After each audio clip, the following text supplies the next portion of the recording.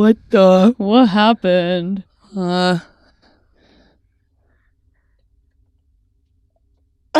Welcome back. Oh my gosh. Did you miss us? Did you miss us? Did you think we died? Did you think we were gone forever and that we left you and we weren't thinking about you? Did you think that we were a big failure? Yeah, did you think that our podcast Big Fat failed and that we were never coming back? Yeah, we know. You were talking to your friends like, yeah, I was listening to this podcast called Spitball and then it crashed and burned. Yeah, and they're losers and their life is over. Well, you're wrong. You're wrong because guess what? We got rich. Yeah, we're in our private jet right now. Yeah, we're 40,000 feet underwater in our private jet. 40,000 feet underwater in our jet. Yeah, it's both. It's submarine and it's jet. Yeah. No, but actually, do you think people... Okay, I want to start by saying, is everyone mad at us? Yeah. Well, first you gotta say... Oh! Good morning, Los Angeles! It's been too long. Oh my God. I don't know how to sit, like, this is such, like, a nice space that I, like, don't know how to, like, I'm like... Right. Welcome, returning ballers. Welcome, new ballers. Yeah, new balls. Welcome, new balls, to our brand new studio. Here at, what do you call? Spitball. So glad to have you guys back, and if you are like joining us for the first time, looking, I don't know where to look. I'm like, everything is so nice. I don't belong here. This is very nice and fancy, and we're so grateful. But yes, good call. If you have literally never heard from us before, I'm Rowan, and I'm Arasha, and together we are married. A podcast who married each other. And my name's actually Arasha, and I'm Rowan. We saw your DMs, by the way. Yes. We saw the DMs. We saw the comments. We saw my favorite one that I got was, Rowan Pookie, where is Spitball? Yeah. We went a little quiet. Right. And we got a lot of messages from everybody saying like, hey, where is the podcast that I like to listen to on my long drives? No, truly. Like, I actually was really surprised that like so many people were missing us. I felt it was endearing, and it was really hard for us to be quiet. Right. I kept saying to Arasha, like, we would like do things. I'd be like, should we put this on the story? She'd be like, no. And I'd be like, but I missed the ballers. Right. But trust that we were cooking. We were cooking. We obviously have so much new stuff to bring to the podcast. Mm-hmm. And this is truly just the beginning. I feel like we should take them on a little tour of the studio. Okay, here, starting off is... so over in the basement of the studio is my butt. Is the backyard. Can I say something too? Yes. I love you. And I missed you. Even though like truly like me and Arasha like never left each other, obviously. Right. It was actually good for us to like, I don't think people really realized how hard we worked season 1. Right. It was so much like planning and doing, and like we were just talking about this too, like putting on a podcast is a lot of work. It's become somewhat of like a trend to have a podcast, and now we have our whiskey. Not whiskey, water. But it's so hard to actually put a podcast up, and then it's also hard to let it continue. Yeah, and to care about it, continue. To care about it, to like put effort and thought into what you're doing and what you're saying and the marketing and the brand and everything. But we have consistently cared about Spitball, mm-hmm. and we have always been cooking. Well, and it was also just like, we were really surprised with like how well season 1 did and the response that we got. And we were like very much like, our audience deserves better quality. Yeah. So do forgive us that we took time away. We were cooking, we were working hard, we were planning. We were like, how can we make this better? Yeah. And hopefully you'll accept what we've got for you. So take them on a tour, Arasha. Okay, so back there we have the exact same flag that we used on season 1. Yeah. But now it's officially pinned up with the stickers that you got. What, you didn't like it? Now it's officially on another wall. And the stickers, they're kissing. They're kissing now, and they're stuck with the flag. That person who made those stickers for us in Japan, because I still and forever will like have like the stickers on the back of my phone because they just make me so happy, and like I know that person's probably like, God damn, I just made Rowan and Arasha some stickers and they Leave won't me shut up alone. about it. Yeah. Right. But it's like, sometimes if I post like a selfie with my phone, like in the mirror, like they'll like it. And I just love it because I love the art. It was really thoughtful. And now it's here. And we're actually in an underground Spitball bunker. Exactly. But the wall will continue to build as we continue to grow. And it's only gonna go higher, not wider. Exactly. So we're gonna build the wall so that it busts out all the other side of these walls and it gets taller and taller and everything falls apart. Just one landing strip. You can say that in a non-dirty way. Can you? Yeah. I feel like the way that I said it was not dirty. I know. I think maybe I messed it up. Yeah. So this season will also be a lot less Rowan. Don't worry. Yeah, I only get 14 words per season. And that's a cut on Rowan. Wait, earlier, like when we were coming here, never mind. Go on. Okay.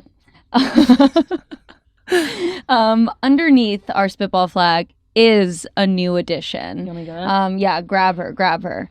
You guys, this is very exciting. Another thing that we are going to be talking a lot about in season 2 is our sponsors, as well as our partners, our supporters, our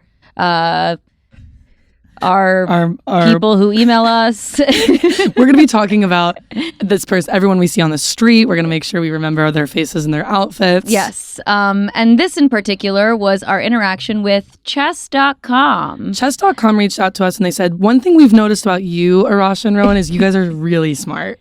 We've noticed how smart you are and we think that you might be a master of chess. So they offered to send us a personalized chessboard. So this isn't just any regular chessboard, but take a peep on H1 of this diagram and you will see our Spitball logo. Am I pointing to the right one? You are pointing closer to like the corner of the square. There it is. Yep, right there. Never mind. That's Spitball. I'm going to have to learn how to not be inappropriate when it comes to our partners. That's okay. That's okay. And we're learning and we're growing. We're learning and we're growing and we're ever upward from here. This is season 2 of 100. Season 1 we did, right. Season 1 we took a number 1 and now we're taking a number 2. Amen. Even though we talked a lot about number 2 on season 1. It is crazy though. Like they reached out, they're like, you want like a chessboard with Spitball on it? We were like, yes. And now we have one. Stay tuned because we might just be doing some things with that board. Maybe we'll okay, there we go. We're going to make love on the chessboard. All right. I can't contest that from over here. So we took a summer hiatus because the last that you saw from us, we graduated. Wait, you forgot about the plans. Oh, I know, right. I totally stepped on your tour. Go on. You closed the tour. Sorry. Okay, shut up. Then we've got these lovely snake plants over here. I feel like we should name each other's snake plant. Okay, I'm going to name mine Sriracha. Okay, we have to name this one. Sriracha. Okay, I think that one is Dorothy. Okay. You don't like that? No, I actually do. No, I actually do. Yeah. No, I love it. I love it. No, I'm really happy with you. Okay, so Sriracha and Dorothy. I like that. Our plants. Well, no, Dorothy's got the more like erect one here. Oh. And Sriracha's just kind of. Sriracha's got a landing strip.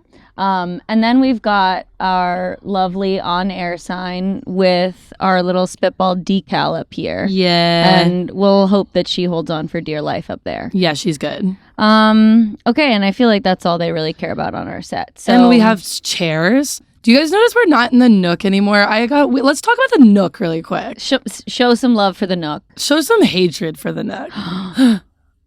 What did you hate about the Nook? I didn't hate it, but it was like, oh my God. If you just like saw the way that the last studio was like set up and the way that we had to like Mission Impossible our way into the frick ass Nook. Yeah. It was difficult. And then it was tough too with like guests because then we were like, hey, let's hug each other's butts. And let's make sure that we're sitting so close that the audio is literally a nightmare to edit and right. Emily's gonna shit and die.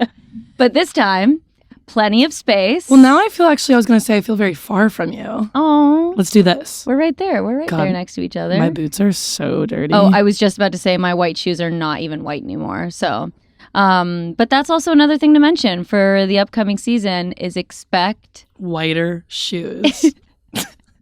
I thought you were going to say whiter guests. No. Expect whiter guests and wider guests. So let's keep talking about someone else take the mic. Anybody else? Emmett always says that. They go, someone else take the mic. Oh, that's funny. It makes you laugh. That's funny. I like that. Well, we took a summer hiatus. Yes. We hagsed. We hagsed. We had a great summer. I guess it's still summer, huh? Yeah. Literally, what month is it? Well, it depends. Some schools come back in August. I went back in August. I think we consistently did too. There's no way anyone went back in July. No. Well, unless you were on like what's it called when you have like a 4-semester year? No. That's normal. Three trimesters. Is that pregnancy?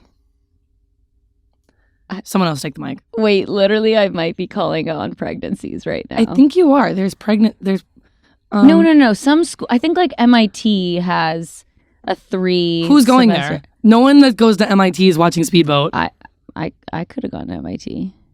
You could have. You're very smart and well spoken. Oh, I could have gone to MIT and it would have standed for Moron Institute. And that's you proving your point. Yeah. Admit it. Yeah. How was your summer, Rashi? My summer was good, or my summer has been good. Right. Has been good. Haggies. It's been good. It's been full of like travel. I went to VidCon in June. Nice. I went to a lot of weddings. Yep. And we worked on Spitball. Yeah. Like literally it's been a lot of like working on personal projects, grinding. The industry is like back. Is it? I mean, is it? It's just now getting back because IATSE, they reached an agreement, which is like the cruise union for the industry, for the entertainment industry. They reached an agreement. So they didn't strike again, which would have been so bad. I'm in IATSE. Yeah. Right. And it's essentially, right. Essentially, obviously, it would have been needed. It would have been done if it were needed, but it luckily was an agreement. Yeah, I think they learned from the last strike that like we ain't playing around. And thank goodness for that. So auditions have been ramping up again. Projects are back on the rise, and a lot of people have been saying like, "Oh, 2025 will be like it'll be back by then." But I feel like we still got a lot of time in this year. I feel like. Not to be like this, but I get a pretty good slew of auditions. Yeah. But I also do a lot of non-union work. Right. So right. That could be it. Yeah. How about you? How was your summer? My summer was good. What was it full of? Lot of work. Summer is a really busy time for me when it comes to work. Spitball. Travel as well. I went to Chicago and for like literally 24 hours to see Lainey Wilson and the Rolling Stones. That was cool at Soldier Stadium. I really like Chicago. It's like the only other city in America I think I would move to. Ooh, yeah. But I like went there and I was like asking everyone, I was like, what's the like leading industry in this town? And they're like, finance. Oh. And I'm like, maybe, yeah. Or like marketing too, right? Yeah, like I think you can do anything anywhere if you put your mind to it. That's true. Yeah. Work from home. I want to work from, I want to really shift this year and I want to have $1 million. Yeah. I think that's and people something who work from home do that. Have it. I think that's something I've decided for myself. What else did I do? Like I said, I traveled. I went to Chicago. I literally just got back from Big Bear yesterday, which was very fun. Right. And then I guess like I can talk about this because this was something we were gonna say is that I entered into recovery and I am almost 6 months sober. Sober? Yeah. I knew it. Yeah, I know. I mean, I knew that. Not I knew it. Yeah, I knew it. I knew it. This is something that like, which just me having been suspicious every time we've gone out. I knew it. You're like, we were drinking and you weren't. Yeah, you like never drink anymore. I knew something was up. Yeah, this is like something that I wanted to take my time talking about on Speedball. Yeah. But of course, you were one of, I mean, it's been a long journey for me with addiction. And the reason that I do feel it's important that I vocalize it and talk about it is because the reason that I entered into recovery and got help was because of the people who were vulnerable enough to share their story. And so I think it's important that I tell mine. And we can get into it, every which way, and we don't have to right now because we're trying to have a Hags episode. Yeah. But I did come to you. I have friends of mine who I've known for years. I've been trying to get sober for a long time. My journey with addiction has been dark and hard and long. And but like try, fail naturally. But you were one of the first people I like really was like, I have to do this. Like I'm not doing well. I remember that day. And it is funny to look back at like the first episode of Spitball was like we were drinking. Right. There's plenty of episodes where we're drinking. Right.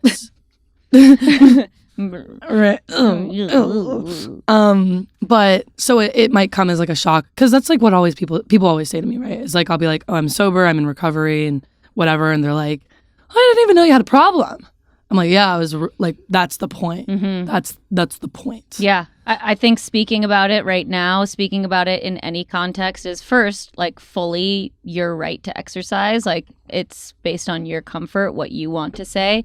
But I think it's incredibly brave to be able to, again, share this on the pod, but also just to like take that journey on, share it with your friends. Like it's not easy, and society has literally always been pressured to drink, to smoke, to like be cool as you engage in these activities. And it is incredibly hard to step away from it and be in these social settings where everybody is now drinking and smoking, and you kind of don't want to be excluded. You don't want to be like, oh, well, I don't want to come. But also now I have to be around all these people who are definitely going to be in a different state than I am.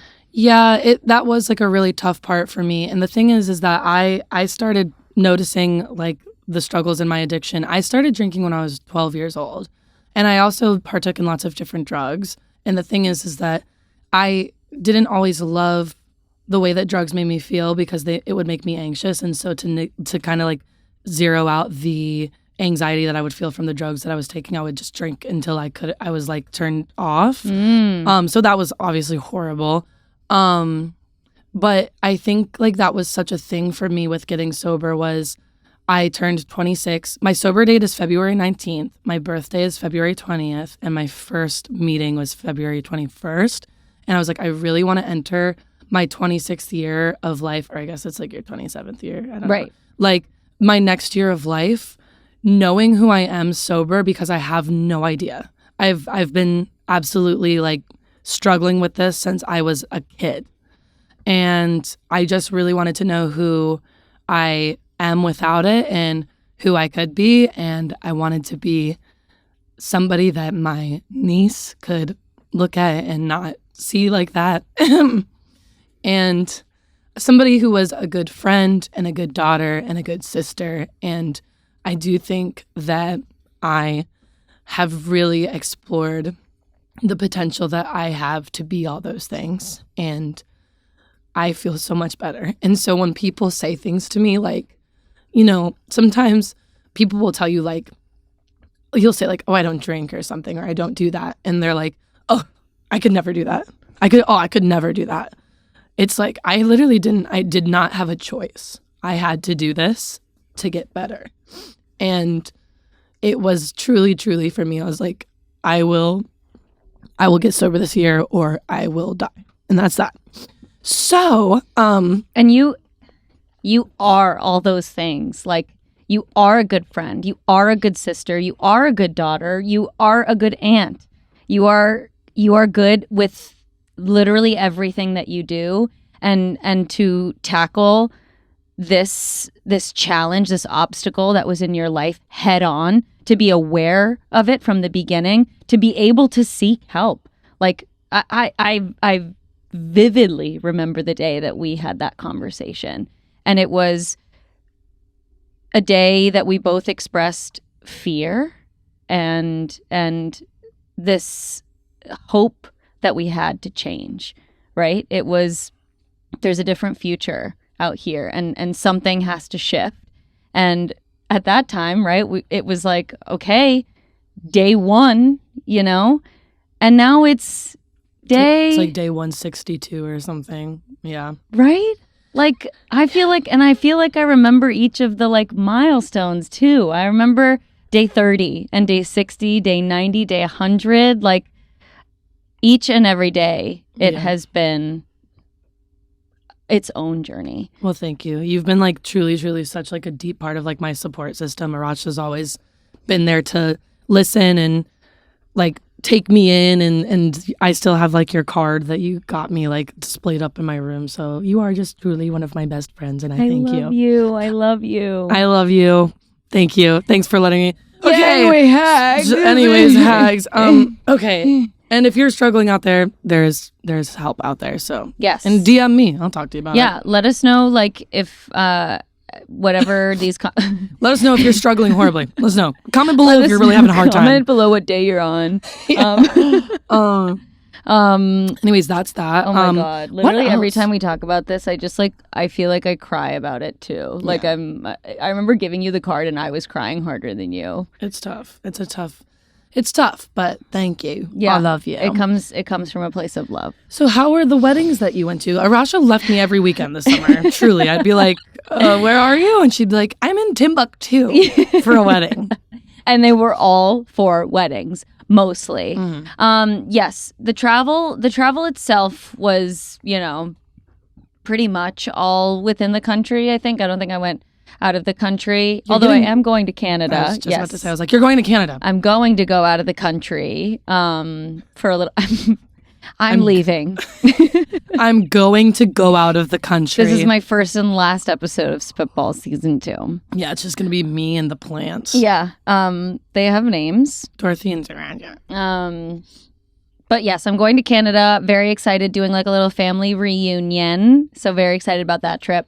But the other trips were mostly for weddings. And honestly, that kind of extended like more than just this past summer. Like, I would say since the beginning of the year. You go to more weddings than anyone I've ever known in my life. I think it was 8. You are just like, you go to so many weddings, you're like literally so loved, and so many people want you to be part of their special day. I mean, I am the plus one. Let's let the truth be told. That's fair. Your boyfriend is like a little older than us. Yeah. He's the loved. He's the loved one. But he's also like very much in like the part of life where like his friends are like getting married and stuff. Right. But it's like, yeah, I like to say that like people meet him and they're like, oh my God, it was so good to meet you. I'm going to invite you to my wedding in 5 years. And they hold up to that. And then we're like, great, let's go to this wedding. He's such a good vibe. I love him. Yeah. Okay. Well, we're not talking about him today. Sorry. But the weddings, I honestly, every wedding too, I feel like we have our routine now. Like we know exactly what to do. And it's usually us showing up almost late. Okay. But we make it because weddings usually run behind. But we get to our seats at the ceremony. Every single time we're like, which side do we sit on? Like, are we still doing the bride side, groom side? Or are we just like switching? Like, because it doesn't make sense to me. I'm like, okay, if I'm on the bride side, I want to see the bride's face as she's crying. Oh, I see what you're saying. You know what I mean? So you'd want to sit on the groom's side? Like you'd sit on the side the groom's on so you can see the bride? Right. But I'm like, am I not supposed to? I don't know. Is that a thing? It was a thing. What is? The sides. Okay. Uh-huh. I'll take fries. The sides of fries. Uh-huh. And they were like, which side would you like your fries? And it's like, I don't know. The left or the right? I'm not sure. Well, okay. Okay. So usually it's us going to the ceremony, and then it's like, which side do we sit on? And it's like, okay, we just pick a side and we sit there. And then I see two strangers vow to each other, and I am sobbing. I was going to say, you're probably weeping, huh? I am always crying, although... That's your Cancer moon. No, Cancer rising. Cancer rising, yes. And I have to interject with a story here as well. Please. I don't know if you've seen that TikTok of Sabrina Carpenter, where she teaches you how to cry without actually ruining your makeup. Oh, no, I haven't. She basically she's like, oh, let one out there. Oh. No! Spitball's over. It's done. I Cut knew the that wasn't episode. gonna last. I told you it was holding on for dear life. Dear life, That's and all there right. she is. But it's this TikTok of Sabrina Carpenter, and she's like, because it comes after her song where she just talks about don't let me go ruin my the makeup. makeup's so nice. Yeah. And she's like, well, this is how you do it. And she's like, if you turn your face down, the tears will just drop instead of going here. They'll just fall out of your eyes. Oh. And so at the last wedding. Oh my God, Arasha. At the last wedding, I literally was looking down, and Fabian turns and he's like, hello? Are you okay? He's like, you're throwing up. No, literally, he's like, you have never met these two before. What are you doing? And I was like, no, let me cook. Let me trust the process. And drops were falling out onto my thighs, and I was like, it's working. You just look like a freakus as you're doing it. I think I've done that before, maybe not on purpose. Right. Like when you're a kid. Yeah. You're like, it's coming. Uh-huh. Right. I am a fan of crying so hard and how my face looks when I'm crying hard, and my makeup running and how I look. Oh, you like that? Not if I'm at a wedding, I guess. You like that. But I think it's sometimes is that insane? Sometimes I'm weeping and sobbing, and I look at myself in the mirror and I'm like, I literally I'm slaying. I'm killing it. Well, my eyes get piercing green when I cry. Oh, okay. Well, that's pretty. Yeah. So I just, but also I'm a double water sign, so I think I just feel my most authentic self when I'm weeping. Definitely. You know what? Actually, I've talked to Julia about this. Who's that? Our waitress. Oh, that goes a bitch. Duh. Her and I have talked about this literally so many times because we are both the same in this way of when we're crying, we get sadder when we think about us crying. Because it's kind of pathetic. Obviously Yes. you should all, I'm so pro crying. Right. But it is funny when you're oh my God, this is so sad. There's something about your inner child that comes out when you're really crying. Yes. It's almost it's kind of craving that victim in you a little bit. It's I'm so sad. And it's so sad that I'm so sad. Yeah, no, exactly. You're you're feel, because you're having this empathy for Oh yourself. Exactly. You're oh my God, I'm so sad. Oh my God. And you're then getting more and more upset about that. Agreed. So we literally always talk about that because it's every time we are upset about something, it's oh, I am beside myself because it's so sad. I can't take it. Yeah. And that's me at weddings. Yeah. Weeping and crying. I don't know what it is. I mean, I do know what it is. We know what it is. I just think what it is. What it is. It's these two people, be it that they may be strangers to me sometimes, that are devoting their lives to each other. And it's okay, I want to say it in a way that might resonate with more people because we say that all the time, right? Oh, weddings are this marriage. It's this big declaration of love to each other. And for sure, it definitely can be. I think what makes me so emotional about it is when they talk about growing old together. Yeah. That is so precious to think we're going to have so many memories and we are committing to being present for that every step of the way. I think even just the ability to love somebody and and to agree to do that together is just such a statement in and of itself. I saw a TikTok the other day of these two extremely elderly people walking through town holding hands, and the caption just said, "How many times do you think they had to forgive each other to get here?" Which I really took to heart because I have a hard time forgiving. Oh, yeah. But it's true. It's an important thing to practice. But I agree. I think anything that's inherently beautiful, I literally will weep and sob if I watch America's Got Talent and somebody gets the golden buzzer. Even though I think it's I know it's fake or something, I just think those big moments, it's I'm so happy for you. Yeah. And it's and us being such empathetic creatures, we hop right into their shoes And we're like, oh my God, if that were me, I would be feeling this. And I'm thinking about this. And then you see the relationships of like their parents coming on stage or like their partner. And you're like, I love them. I think I have a hard time though. And I've noticed this about myself. Like I have such a harder time enjoying those moments for myself than other people. Like, I don't know if it's just because like I just have it like embedded in me to like play down everything that happens to, like to me.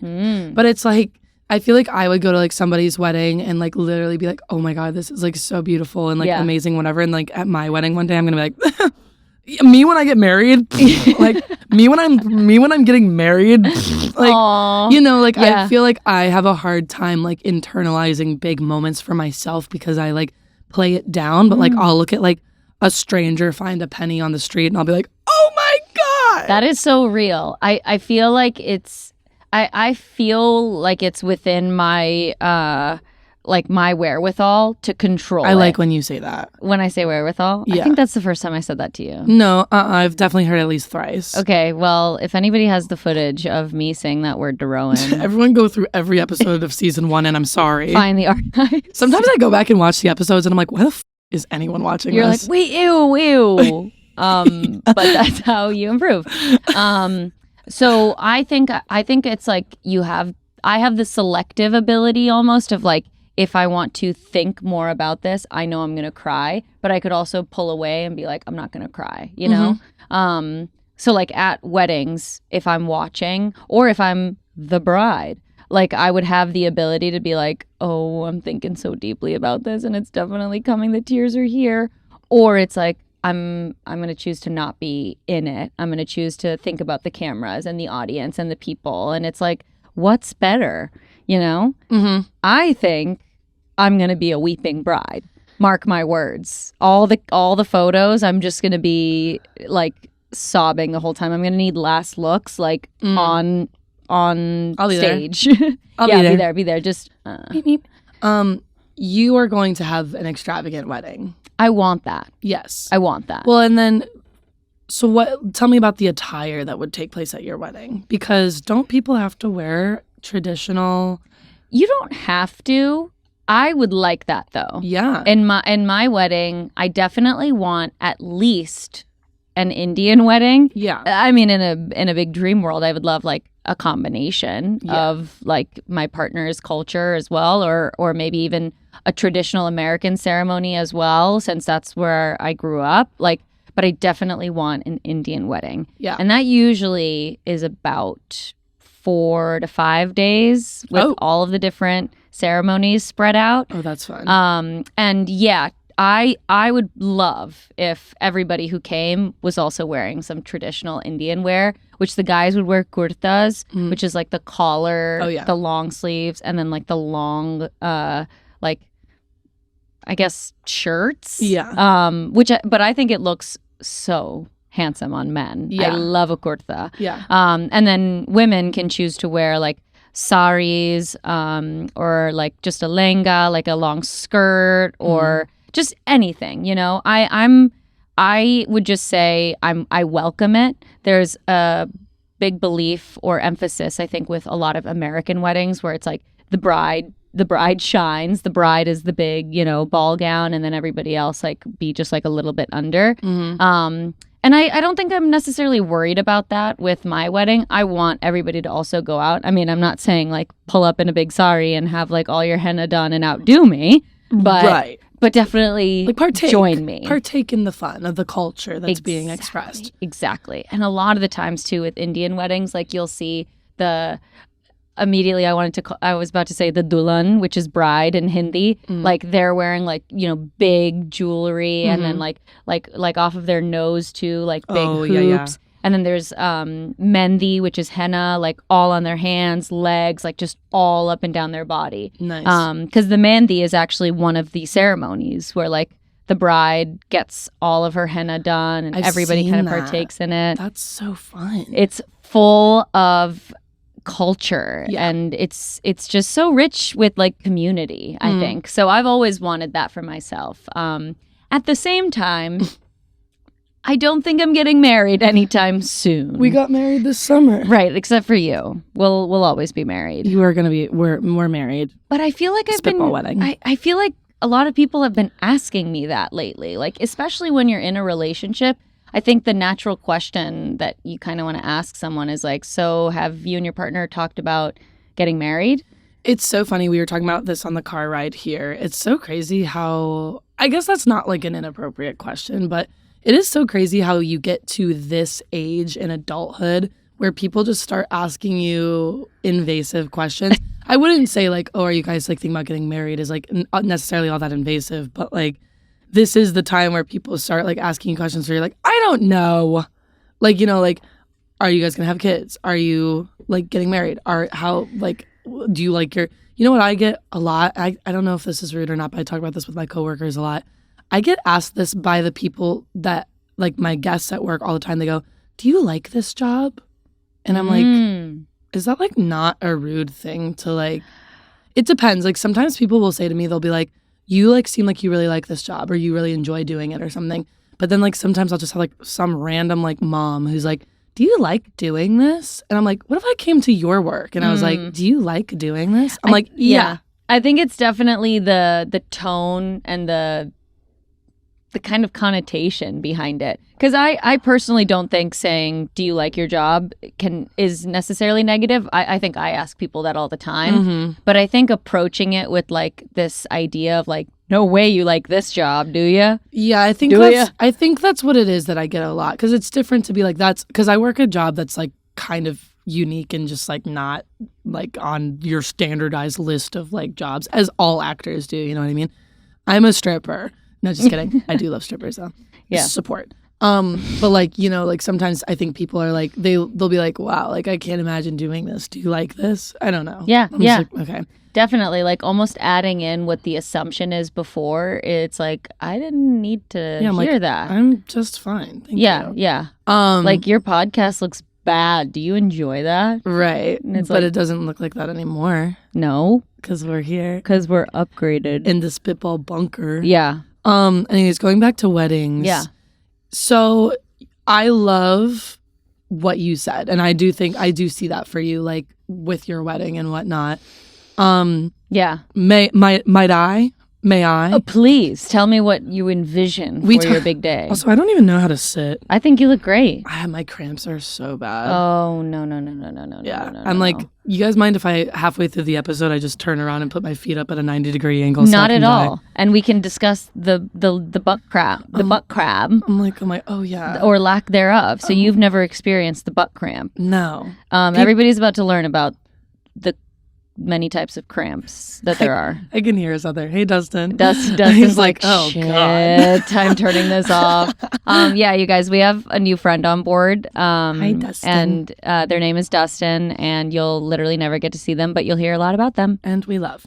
Okay, so butt cramps. Oh, yeah. Well, I was saying today when we got here, I'm having that thing that comes once a month, and I'm on my period, and I'm hurting. It hurts really bad. Yeah. But you said something. I've heard about this butt cramp. I've never experienced it. I think I don't have it like I don't have it like ritually every month, but ritually is awesome. I don't have the wherewithal to have it every month. No, but I think I've experienced it before. Basically, I saw a TikTok where a woman was like, the whole TikTok was supposed to be something else, but she ended up posting the footage, and the caption was like POV, I'm trying to film a TikTok in my car, right, but I get the butt cramp. And she's on film, like she sets it up, and then she goes, ah, and then like turns it off. And again, I could feel it. I knew what it was, but I hadn't had it in a long time.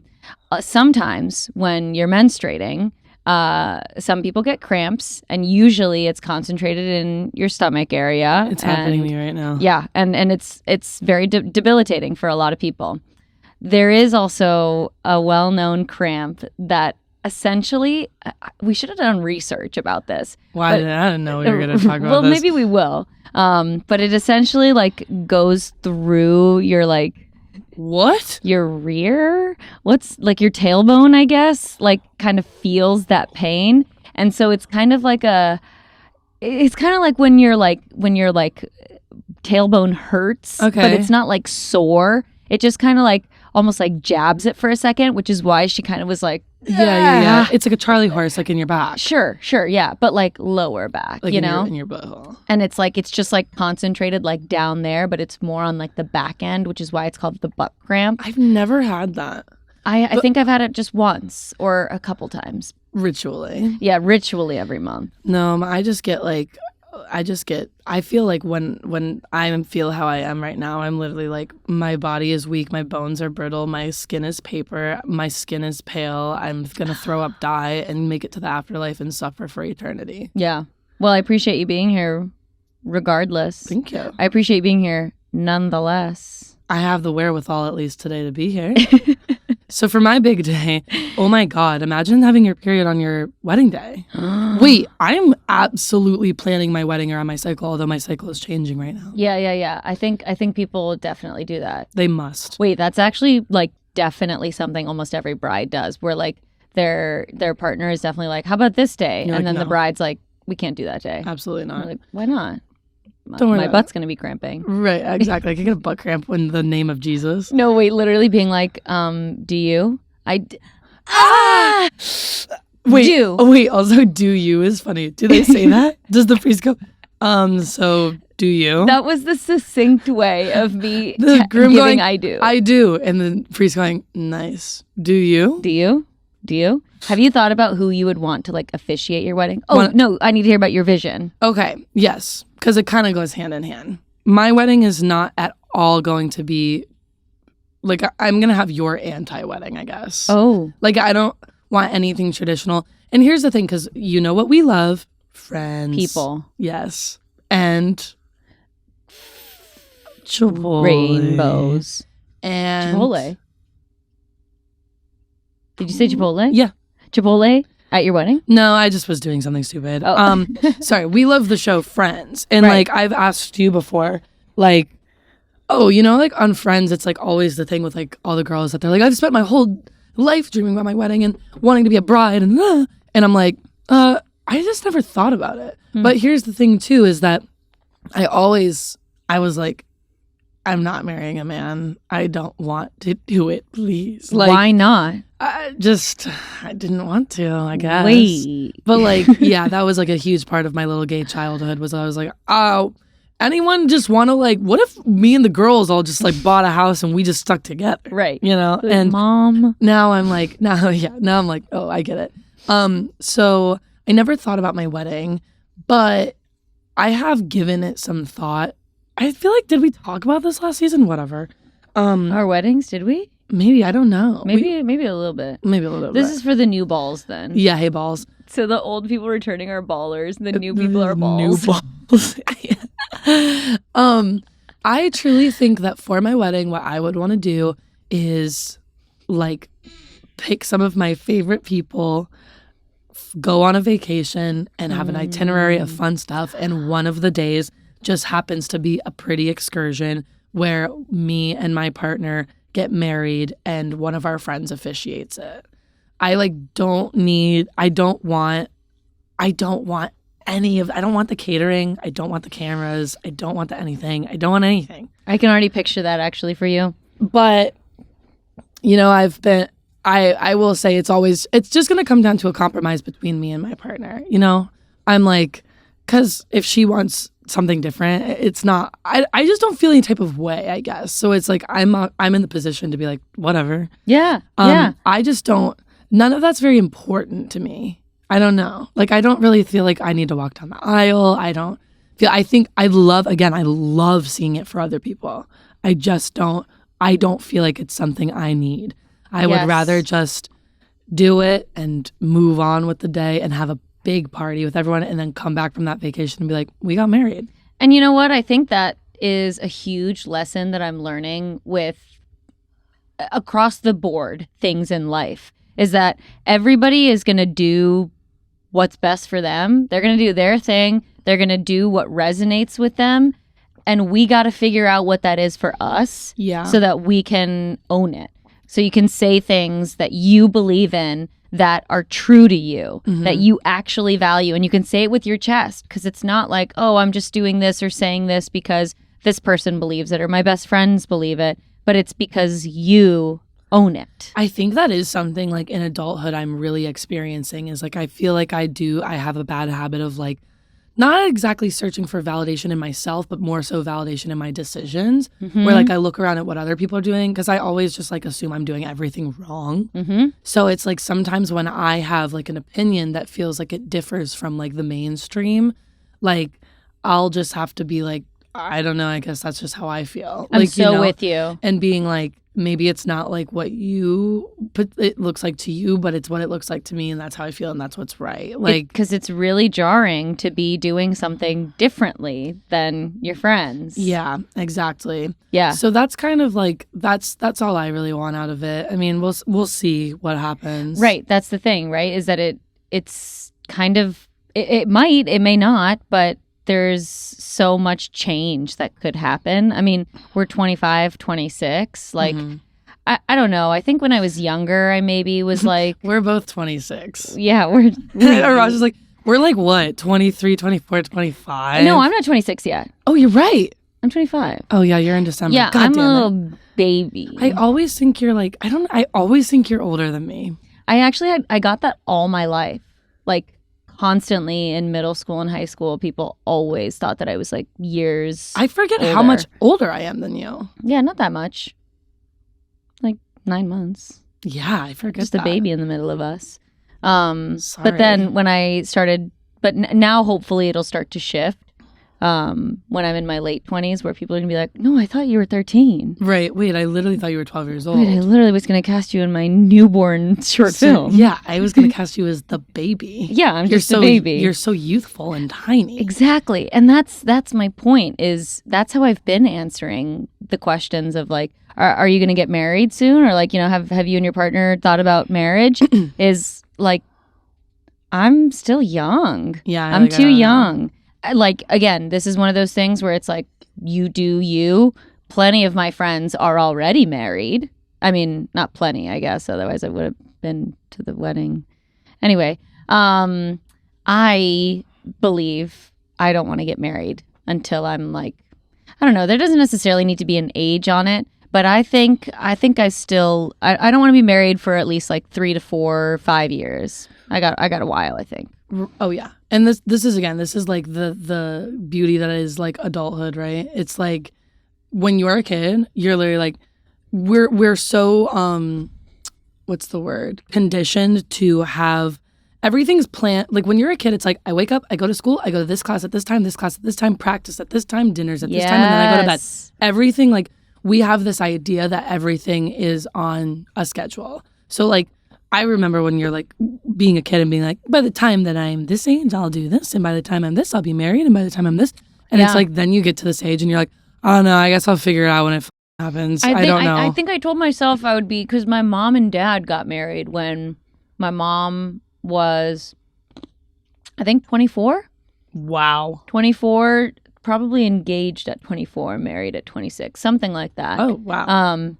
So I had that kind of in my head for all my life. So I was always like, yeah, in my early 20s, like I'll be married, But these days, I don't think I want to be married till I'm 30. No. Something like that. We were just talking about this yesterday, me and the Lezies, about just like also children. Like it's like that's something that, because literally everyone in my life is gay except for Julia and Arasha and Brie. Like there's like, so we all kind of like talk about like, how are you going to do it when it's time? And what, there's a little bit more like planning that goes into it and whatnot. And everyone has like such different visions, because I think like a lot of times when you are a gay person, you really have to, as straight people do too, but like you have to, it's a process. You have to like decide when you want to start and how you're going to do it. Like if you're going to adopt, if you're going to do IVF, if you're whatever you're going to do. Like, and so we were just talking about like, when does that start for you? And the same thing, like a lot of my friends are saying 30s, mid 30s. Yeah. It's I think so. Like I know. Yeah. I know I want a baby. Yeah. I know I need a baby. I know I want children. I would be so happy to have kids. But that still feels far away from me. And that's exactly how it's so like it's like the same thing with like it's just like, don't do it then yet, you know? Right. It's like, you'll know there's like, there are times like, it's hard in life when you are like, you're waiting for something to happen. You're like, I know eventually I will have this feeling, but like, I just don't know when. And then one day you get there and you're like, oh, I feel it. Like, I'm ready or whatever. Yes. So it's like, you don't want to, like, you can't make yourself feel ready for something like that. Totally. And I think that's what is also, sometimes it feels like I'm unsure if I'm doing that just to have something still waiting for me. You know what I mean? Yeah, like a destination. Right. Like we've hit so many milestones already, right? We've graduated from high school, from college. We've had like, what other milestones? No, I'm literally like, graduation. I'm like, I don't know. I'm like, success. Let me think about that. So you graduate and then you're like, that's it. That's everything that I've ever wanted to do. I have a note on that. Go on. Yeah. But then it's like, okay, if I'm not getting married yet, if I don't have kids yet, those are still milestones that'll come later. And everybody kind of runs from the idea of being like, I'm old. And so hopefully that like pushes it off in a way.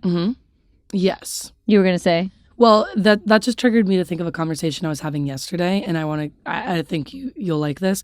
So we were talking about kids. I hope so. Yeah, if you don't, it's going to be slap on the wrist. No wherewithal.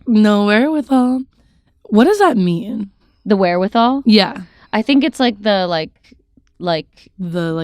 sum capability, the ability. I don't have the wherewithal to tell you what it means. Oh, I get it now. So we were talking about kids yesterday, and I was saying there's an abundance of reasons why I get like a little scared about like kids and having them. I'm not scared of children, not all the time. Oh yeah. Yeah. Oh no. And so I was like, there's a lot of things that make me scared. I know the kind of kid that I was. Flashback to earlier when I told you I was in active addiction by the time I was 12. Right. And it makes me scared to think about my child going out and doing the things that I did because I was a nasty little street rat. And, that concerns me. I brought up something that really scares me is like sending my precious child who I love so much to like school and knowing that they're getting bullied. And then Haley goes, or they're bullying someone. And so then the conversation opened up, would you rather your child be bullied or a bully if you had to choose? And here's what I said. And this I do believe. It's first of all, never a bully. I will not let bullying like happen. I will humble my child really quick. And this is the thing too, is that I don't endorse bullying, but I think a lot of times bullies obviously are like the people that have kids who have a lot going on at home, like they're learning it at home, right? Right. And this kind of led into this idea that like people who never get bullied because they are always maybe on the more privileged side, maybe they're good looking, maybe they're popular, like people who go through school and they never get teased because they are just like they like are already hot by high school and stuff and they have had their glow up and stuff.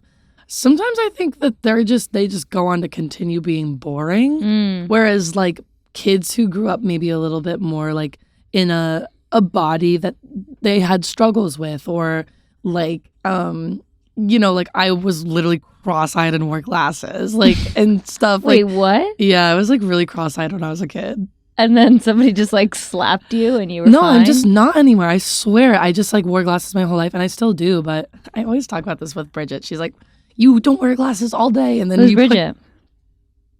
My girlfriend. More on that later. We'll circle back. And like she's like, when I put my glasses on at night, she's like, you don't wear your glasses all day. And then you just put them on at night. Why? Yeah. And I'm like, I see okay during the day. And then I choose when I'd like to see a little better. And she's like, oh, okay. Yeah. She's Anyways, like, that didn't work on me. Right. So did you hear my whole leg and femur crack? Yeah, it was your leg for sure. And so anyways, all this to say that Right. like I like was bullied when I was younger. I think it built my character. I think it gave me a lot of empathy towards others. I think it like I had to go through like my ugly, weird like person so that I could glow up later in life. Like it helped develop my personality. Now, I don't want my child to ever get bullied, and I don't want my kid to ever be bullied. Like I would love it if they were just like fine. Mm-hmm. But if I had to choose, I'd say don't be a bully. Okay, I'm just talking. Someone take the mic. No. I think that's totally fair to say. Like it's tricky to give bullying that good consequence. It's tricky to be like, yeah, like bullying is terrible, but it does help with this. And it's like yes and no, right? Like I was also bullied like growing up, and it's still like to this day, right? Like I could choose a little bit of that selective thinking. I could choose to really go back to that time in my life, and it feels so heavy and so dark and loud, and just it's a terrible time. Yeah, of course I did like learn, I guess, that the world around me isn't as kind or supportive or open and welcoming as maybe I thought. I definitely learned that people around me are looking at me and my body and making their own perceptions of it. But in a very toxic way, I think it also taught me to be judgmental of myself. And almost as like a defense mechanism way where like I am going to judge myself after I do everything before you can judge me. Yeah, that's really tough. It sucks. It's with my decisions, it's with my appearance, it's with everything that I do, that I just feel this like weight because I remember how I felt. I know, and I really do like I know that about you, but it's just so it always shocks me because I do think, and I've always said this about you, you just lead with such security and confidence. Thank you. That it's like you really would not know that. Thank you. But I also think that comes from a place of like there's you who you are as an adult, and you are sure of yourself there, but it is just that inner child in you that's like I do that too. Like I was saying earlier, like always play down my accomplishments because when I was younger, someone was always there to make me feel stupid about it. So like I do the same thing. Like I'm gonna make a joke out of myself before you can. Mm-hmm, mm-hmm. Yeah. So yeah, I certainly am not. Well, also we have to like acknowledge that sometimes people don't make it out of bullying, like right. Which is like extremely horrible. So it's like maybe the moral of the story is just don't bully. I think so. I mean, I just spoke with my cousin who lives in Canada. I think she's 12 now. She just turned 12. And last time I saw her, it was kind of cute. We were like, we were all going to bed, but I was like, I'm still awake. Like, I feel like I could hang out. And she was like, I feel awake too. And I was like, you want to like go down and like we can just talk? And she was like, okay. And like we went downstairs and I just like talked to her and I was like, so like, how are your friends? And like, what's school like? And what do you think? And whatever. And she was like, I'm about to go into 7th grade. And I was like, okay, cool. So that was the darkest time of my life. Yeah. And she was like, why? Like, what happened? And I told her the whole thing with bullying. I told her exactly what those kids were saying. I told her about how I felt betrayed by my friend group at the time. Yeah. And how, exclusion, in my opinion, is the biggest form of disrespect. Yeah, to put someone on the outside of what's occurring. That's the reason FOMO is a thing, because you're like missing out. You're not there. Yeah. And so whereas, I told like her, as in adulthood now, I'm like, please don't invite me. Cancel. Yeah. But when you're a kid, it's the biggest thing, right? Like party invitations and like to be valued as a person. And I basically talked to her about all of this, and it was in the hope that she would obviously, 1, not bully, but 2, so that she would know if she is getting bullied or teased or ridiculed in any way, that it didn't actually have to do with her. Yeah. It's a lot of the times, like you said, it's projection, it's jealousy. They're mirroring what they, their older sister's saying to them, or their mom, or like, like, not to put it on women, but I just do think that a lot of times, like when the girls are catty, they're getting it from, it's coming from a place of hurt. Definitely. And for me, it was boys and girls. bullying me, you know, or rather who I had felt this like hurt from, this pain and exclusion and everything.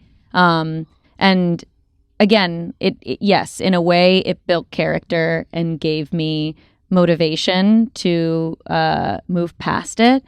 But at the same time, like what I preached to her was the world isn't always gonna treat you fairly or well. The only thing that you can control is your attitude, how you decide to show up, and how you treat the people around you, not how they treat you. You're right, because there's also people who get bullied, and they like. I think it's important to have the wherewithal to like translate it into having more empathy for others and kindness towards yourself, and like, yeah, because I know a lot of people that like grow up and they're like, I have to be mean to survive in this world, and it's like that's not the case. You can look at like mean people and just be like, I really feel bad for you. Yeah. You feel like you have to act this way. I know somebody like that.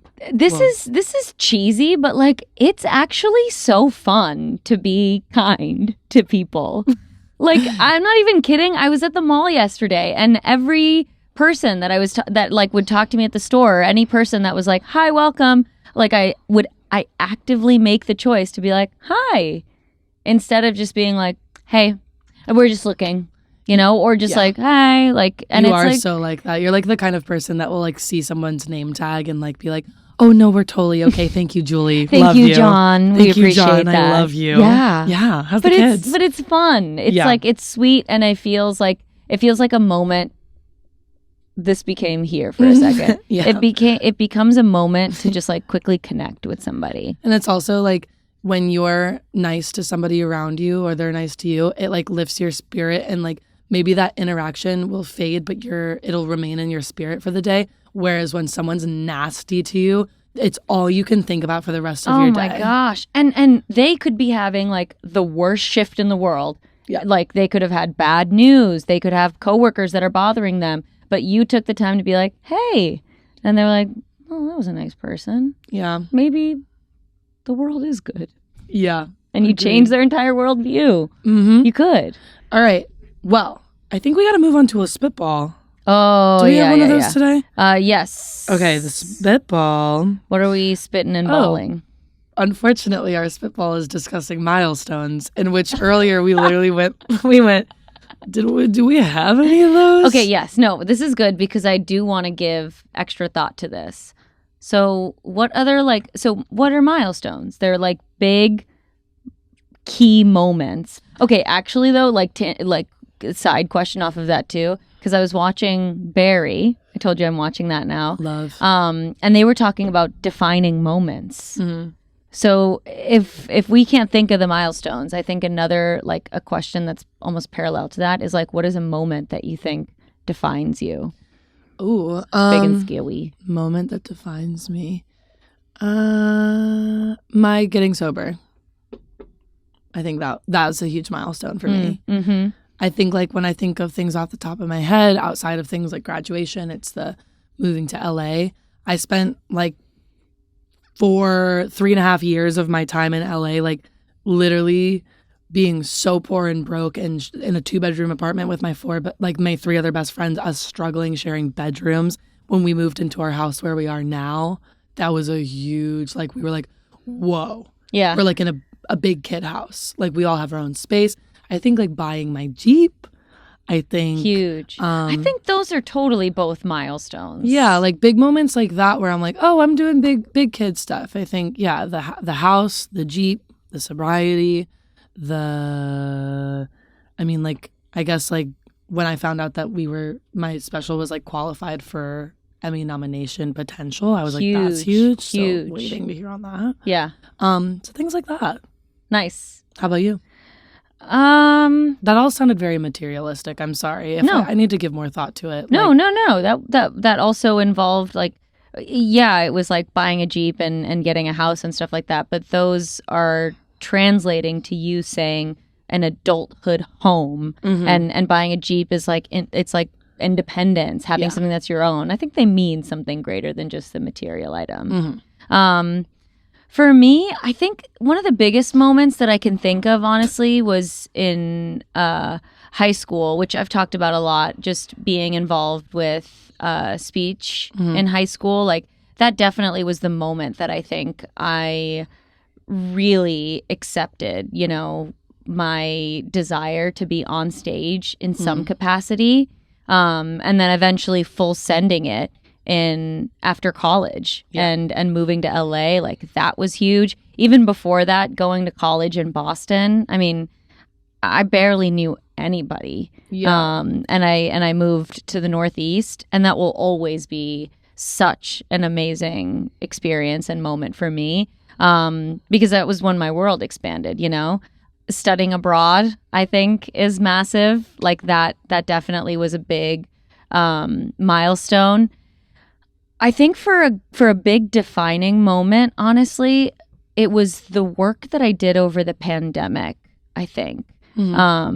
Like, about 2 months into the pandemic, my college boyfriend and I broke up, and it was this huge shift in what I felt about myself and what I wanted out of life, and how I felt about the people around me, and just like my whole outlook on life had really shifted. But I always look back at that time with now like fondness. It very much can feel like a tragedy and heartbreak, but instead it feels like a moment of like triumph. It feels like this time that I actually did so much self-growth and self-love. And I definitely had outlined a lot of my goals and my long-term vision for my life in that almost like break that we had. Yeah. That's huge. Huge. But again, many milestones to come. Like, this is just the beginning for us. Honestly, Spitball. Huge milestone. Agreed. I think like a year before we started Spitball was when in my head I was just kind of like, it'd be fun to do a podcast. Yeah. I remember I was listening to podcasts, and I was like, oh, it'd be so fun to just like get a microphone, be in my room, just like write up a script of something, and then like have a podcast. And I was like, no, I kind of want to do it with somebody, and I kind of want to have it like more loose, and I don't know, like it's just like, I look back at that with like this inspiration, right? Because sometimes there is something that is meant for you. You don't know how it's going to come to you, but it finds you. And also just that audition that we did that like kind of was like what prompted this whole thing to start, and how that was and where we've ended up. Huge. Like, that day we knew, we were like, wait, there's something here. There's strong chem. Love. Serious Strong chem. tension. All right. And a marriage to be had. Of course. Well, I guess we have to wrap up. But this was great. Nice first episode in our new space. We've been back. I think we took a full 2 months, 3 months? We took a long time off. So summer break. Again, forgive us. Don't be mad at us. Thank you for joining us back. And if you are a new ball, welcome to the family. Happy to have you guys here with us. Yes. And it's going to be exciting. There's lots to come. And so we hope that you join along for the ride. Yes. And, you know, join the Spitball as well. Let us know. Comment down below what you think a defining moment has been for you, or just any milestones that stick out from your life / any milestones that you're looking forward to later on as you continue your life. Yes, we love that, and we support your life. Yes. Thank you so much for watching. Thank you for holding on. If you were waiting, if you were one of the ones that were like, I am just waiting, I know Spitball's going to be back and bigger and better, we did this for you. Here it is. Thank you so much, and we'll see you next Monday. Bye.